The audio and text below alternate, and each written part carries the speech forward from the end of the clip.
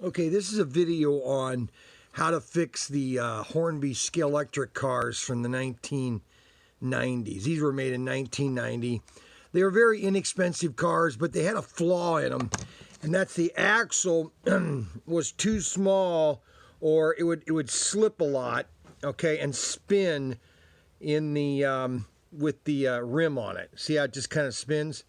And sometimes you can glue it, but the best way to fix this problem is to put a kink or a creak or a kink in the axle itself. And you take a pair of wire cutters. It's very simple, really.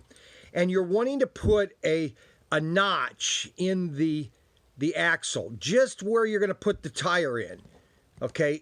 And you want to make it rough, okay, so that when the rim is put on, that it's rough, and it,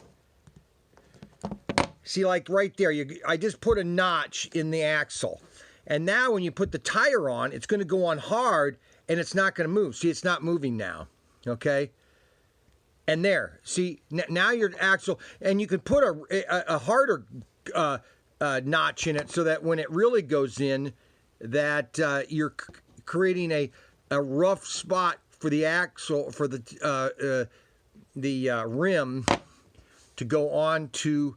See, that's perfect. See, ooh, that's not going to come off. All right, and so that's how you fix the tire or the axle on these Scalexctric cars. I usually do it before I ship it, but like I don't do it on the rear axle because you have to take the whole car apart. I probably should, but you just crimp it right there at the end. You're not hurting the axle at all. You're just putting a notch in it so that it has something to grip. The tire has something to grip when you stick it back on. See there. Now I could probably do that a little bit more. That needs some more. That one's okay, but this one, I don't know. Maybe that is good. You want to make sure that when you turn it, the axle will turn with the pinion gear.